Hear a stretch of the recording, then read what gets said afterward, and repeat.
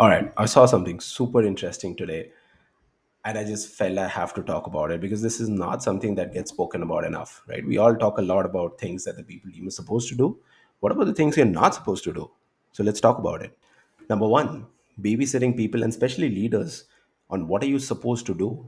I mean, see, and this is with context to people related problems and people related stuff. You can figure a lot of things out on your own. We are here to help you, coach you, guide you, but not really there to help you make a complete line by line playbook and a script of exactly what you're supposed to say. Number two, and this is I think one of the major ones, predicting the future. Somehow we are always expected to automatically predict the future, and this is especially with context to attrition. How many times have you heard leaders come and tell you, hey, what's going to be the attrition next month? What's going to be the attrition for this quarter?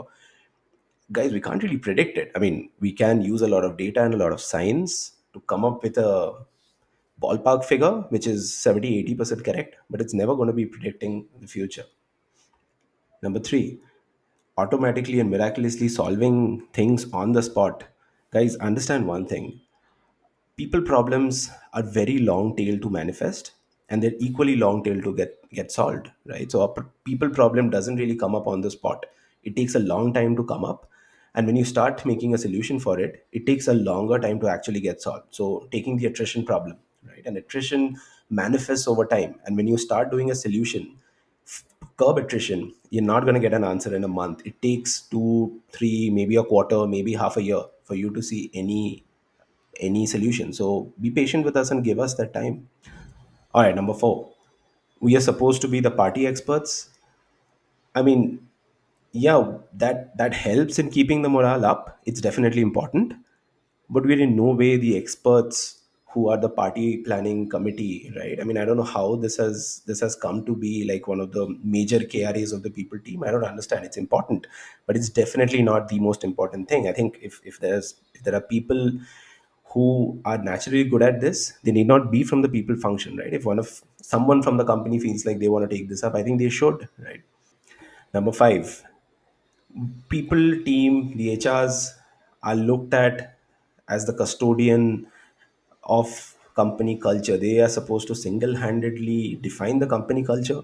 That's not how it works, right? We enable the company culture, we shape it, but we in no way like single-handedly supposed to define it. And I'll tell you why, right? I mean, the culture comes from the top, right? The culture has already been defined, right? We can come and help and make it better, right? But it's not something that only the people team is supposed to do. It's equally the responsibility of the leaders, the management. In fact, one of the key responsibilities of leadership is to define the culture, and the people team is here to work with you, to help you, because I mean, we know a little bit more about this because we study about it.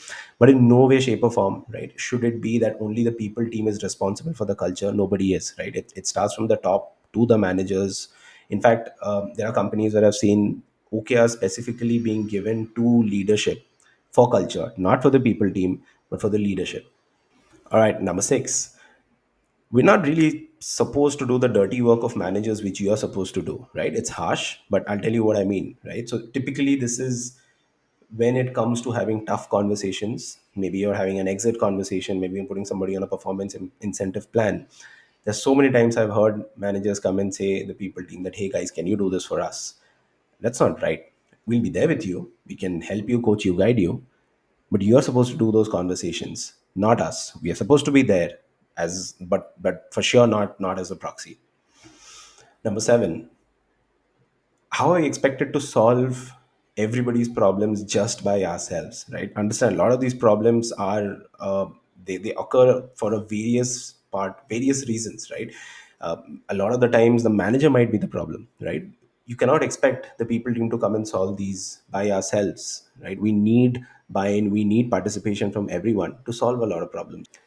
Number eight, just like we can't predict the future, it's very tough for us to suddenly be telepathic, right? We're not going to automatically know what everybody wants, what the leaders want. That's why we have listening programs, that's why we have surveys to get a pulse of the organization, right? We can see, and we'll probably keep our eyes and ears open more than everyone else. Maybe probably not even more than everyone else. Like a manager actually knows their team better than even the people team, and that's how it should be, right? But we will only get to know And especially if it's a large organization, once we actually run programs, right? And when it comes to leaders, we can again only get to know what you're telling us, right? So you have to be open with us. Number 9, managing the performance of your teams, of the entire company, is not only the job of the people team.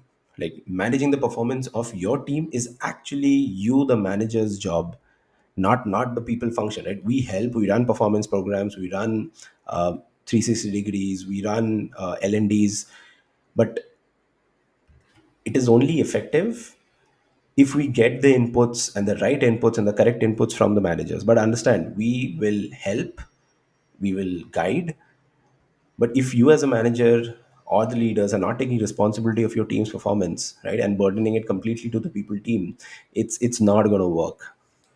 And number 10, this is something that's coming up a lot in recent times. People team is expected to be the one person who fixes mental health problems. Guys, understand one thing: a large percentage of mental health, yes, a lot of it is personal also, but a large percentage of mental health problems also do come about because of the manager issues, because of company issues, because of culture issues, because of leadership pressures. There are a multitude of reasons, right? And again, there has to be a buy-in, and you have to work together to solve these problems. We can identify it, we can again get the experts in who can coach and guide, but only expecting the people team to solve mental problems is not going to happen. All right, so those were my take and my reasons on some of the things that the people team is not supposed to do. But overall, what I found, why I found this post interesting, and the message I wanted to get across is, a lot of times there's a misconception on the things that people team should do and shouldn't do. There's a lot of things that we do, right? But expecting us to do a lot of heavy lifting without your participation, and by you I mean, you can be the manager, you can be leadership, you can even be the people, right? You as, you're always there to help others, right? If you see somebody on your side who's struggling, you need not be an HR person, you need not be a manager, you need not be a senior person to help that other person, right? So the people team are the backbones, they are the support, they're the coach, they're the guide, right? They can be the mentors. But expecting the people team to do everything, and just saying, hey, you do it, doesn't really work, right? It only works when everyone is working together, because we're solving people problems, right? And we're all people, right? Anyway, that was the message across. Happy to hear your comments. Thanks.